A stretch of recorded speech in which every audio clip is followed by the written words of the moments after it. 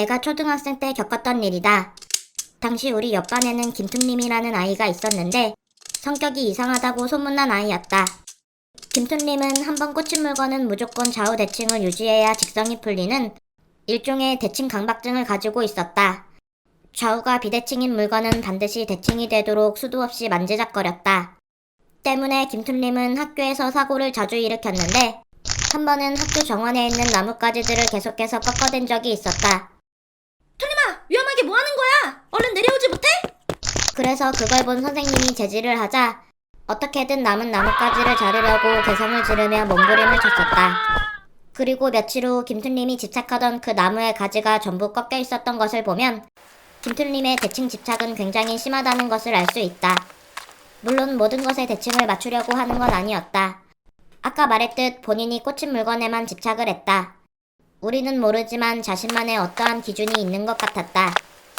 그런데 어느 날 나와 같은 반인 나툰이라는 친구 한 명이 교통사고를 당하게 됐는데 오른쪽 다리를 절단할 정도로 큰 사고였으나 다행히 목숨에는 지장이 없다는 소식을 듣게 되었다. 그래서 수술 후 한 달 정도 지났을 때 다시 등교를 하기 시작했는데 큰 사고를 당했음에도 나툰이는 밝고 긍정적인 모습을 보여주었고 나와 반 친구들 역시 나툰이를 도와주며 친하게 지냈었다. 그렇게 며칠이 지났을까? 너 와와109 샀어? 아니, 이번엔 미스터 K 샀어. 그럼 나랑 편지지 교환하자.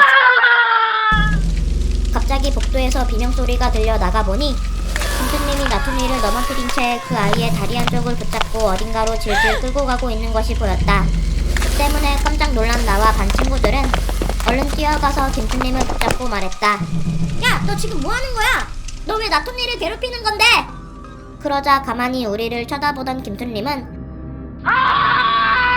갑자기 소리를 지르며 우리를 밀쳐내기 시작했다. 힘이 어찌나 센지 김퉁님이 팔을 휘두를 때마다 한 명 한 명 나가 떨어졌다. 그때가 처음이었다.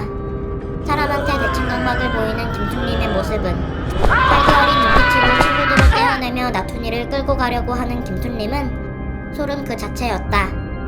결국 선생님들이 나타나고서야 사건은 종료되었고 나툰이는 정신적 충격을 받았는지 다음날부터 학교에 나오지 않았다. 그리고 김퉁님은 일주일 동안 출석 정지 처분을 받게 되었다.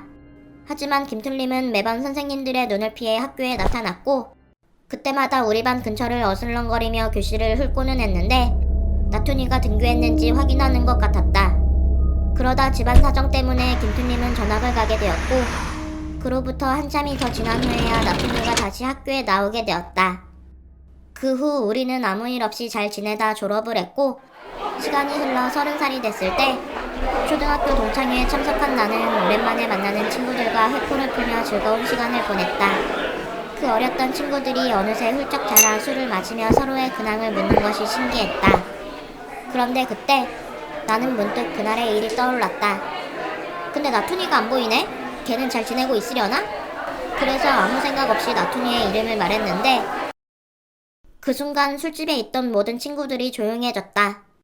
그리고 잠시 후 앞에 있던 친구가 조심스럽게 입을 열었다. 야, 너 진짜 몰라? 응? 뭐를? 나툰이 말이야. 중학교 졸업할 때쯤인가? 어떤 괴한한테 살해당했잖아. 뭐? 친구의 말에 따르면 나툰이는 고등학교 입학을 앞둔 어느 날 집 근처에서 살해를 당했는데 그 괴한은 나툰이의 왼쪽 다리를 자른 뒤 사라졌고 그로 인해 나툰이는 과다출혈로 사망했다고 한다. 그런데 특이한 것은 나툰이의 왼쪽 다리는 물론 오른쪽 다리에 차고 있던 의조까지 함께 사라졌다는 것이다. 그때는 뭐 CCTV가 흔하지도 않았고 목격자도 없었으니 범인은 당연히 못 잡았지. 너네 그 당시에 나툰이네 옆집에 살던 사람이 했던 얘기 알아?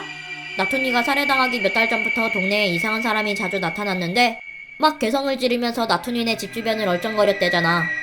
근데 나툰이가 살해당한 다음날부터 그 이상한 사람도 안 나타났대. 한 친구의 말을 끝으로 조용해진 술집은 더 무거운 분위기를 내뿜었다. 초등학생 때 전학 가기 전까지 나툰이의 다리에 집착하던 김툴님과 괴성을 지르며 나툰이네 집 주변을 얼쩡거리던 괴한. 이곳에 있는 우리 모두는 범인이 누군지 알 것 같았지만 동창회가 끝날 때까지 그 누구도 범인에 대해 입을 열지 않았다. 민규.